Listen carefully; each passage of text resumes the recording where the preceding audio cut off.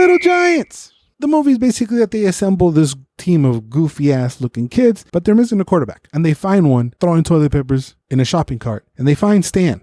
Dear Slim, I wrote you, but you still ain't calling. AKA Casper. Casper? And then it gets extra weird towards the end when they both have the crush on the other family. So it could be some weird stepbrother things going on. But it's the 90s. Who cares? Don't be talking about my mama! So I'm about to confess something that's pretty stupid.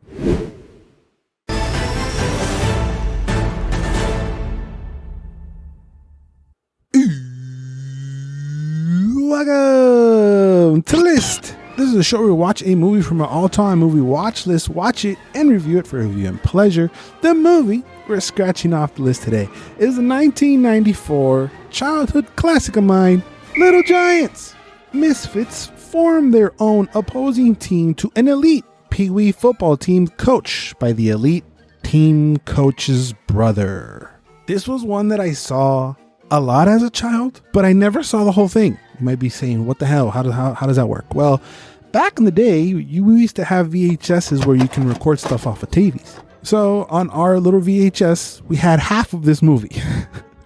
I think it would start once he tackled the icebox cushion and flies out the window. So I actually never seen the full thing from the very, very beginning. And the only thing I really missed was kind of the reason why they were playing. The whole thing with Danny not being picked in the very beginning and him being on the injury reserve, putting himself on the injury list and all that kind of stuff. But even with me missing that, I still love and adored this movie for all times. As I think the cast is fantastic. Ed O'Neill plays perfectly opposite of Rick Moranis. He has like the big brother thing, and Mick Moranis has the little brother syndrome thing so perfectly. And I think that their chemistry is brilliant. I feel like Rick Moranis has brilliant chemistry with everybody, and I've said that before. We've actually done Spaceballs, another Rick Moranis movie, which I'll leave for you right over here.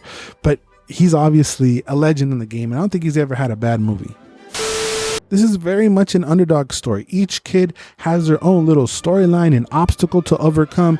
Like the one kid can't catch, the one kid's dad's never around, the other kid's too small, the other kid is literally allergic and is like coddled by his mother so much. So each character has its own little obstacle and hurdle to overcome. Even Icebox, who's like the best character probably in the movie, she gets talked the whole movie about how she's a girl and she's not supposed to play football and all this other crap, and she turns out to be the best player in the team. But I love that she's a badass. It does help that she is physically taller than them, so when she is grabbing one by the neck and strangling him at the beginning, it's believable. If she was the size of her little cousin, it wouldn't make any sense.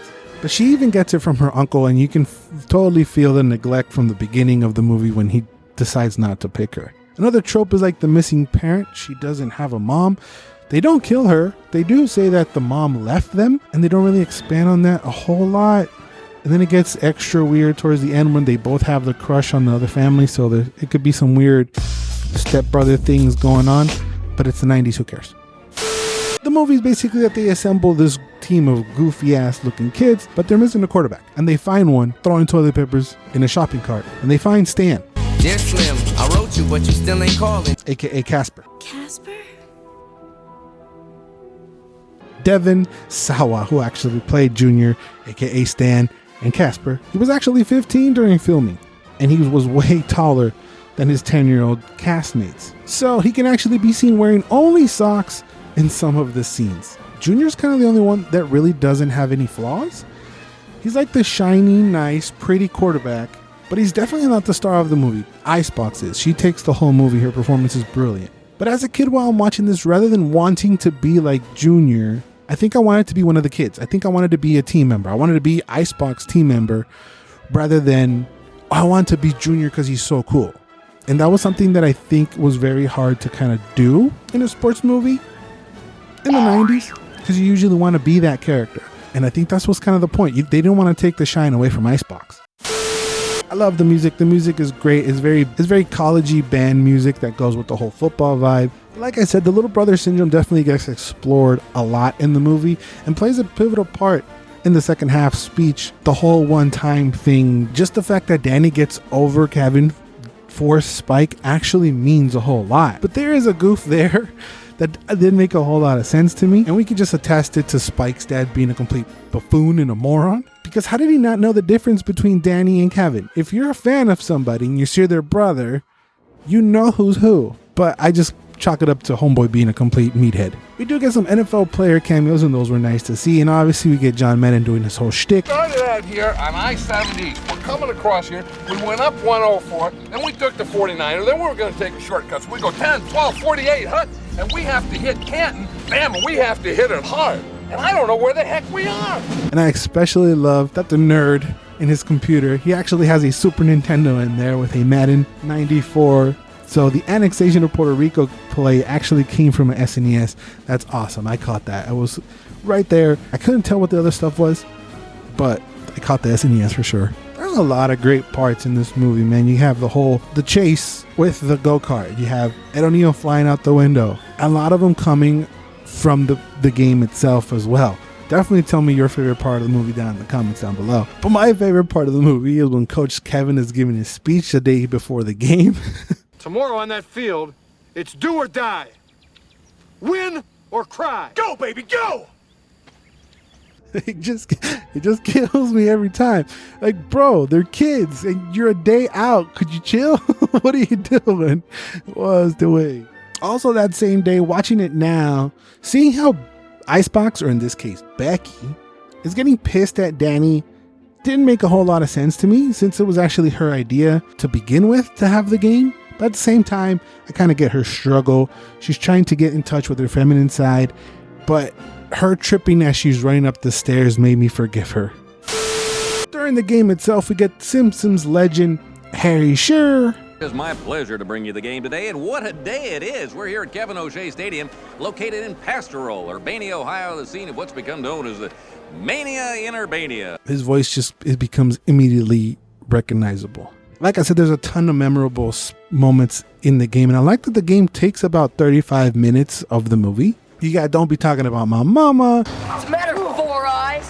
Ow! What's your mama? Don't be talking about my mama! You got Homeboy farting and clearing out the defensive line. Excuse me. Maybe you can help me. See, I'm trying to remember what I had for lunch. How can we do that? By taking a whiff of this. It's just nonstop fun throughout the whole game. And I also love that even though the Ed O'Neill character, Kevin, is the bad guy, right? He really isn't a bad person. At the end of the day, it's still just a game. Yes, they're betting and they're having all these high stakes. But when Spike's dad tells Spike to injure Junior,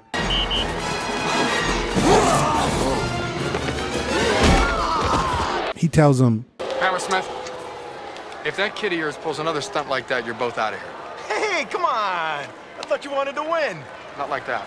and I love that. It was a very easy cop out just to make Kevin like a very evil guy. We've seen that a million times, and I like that swerve. It's kind of like, hey, we don't want to win that way. Yes, he's a hard ass. Yes, he wants to win, but he wants to do it the right way. So I'm about to confess something that's pretty stupid. I don't cry for movies, and if I do, it has to be a very specific thing, like a family dog has to die or sad stuff involving kids. But other than that, sports movies get me, especially the underdog achieving. That's just the best to me. And I don't know why, but my eyes water with this movie. I don't know what it is. The Goober kid scoring, Hannon finally catching the ball, and then seeing his dad cry because he scored a touchdown. Oh, I don't know what it is, but I'm trying not to bawl while watching this movie. Then you got Johnny breaking the whole team's ankles as he's running toward his dad that has been neglecting him the whole damn movie. I don't know. Something about this kind of stuff fills my heart and my eyes with water. And I also cry heavy tears when you don't like, comment, and subscribe my videos. I know you're watching. There's proof right there. Most of y'all ain't subscribed. What are you doing? I am super surprised and maybe thankful at the same time that there are actually no sequels for the movies. No remakes. Don't touch it. Gumi, leave it alone. This is one of my favorite sports movies, but it is not my favorite sports movie. That belongs to The Sandlot, which I'll leave for you right over here. Make sure you check that out, and thank you guys for watching. Remember to always and forever, you do. What?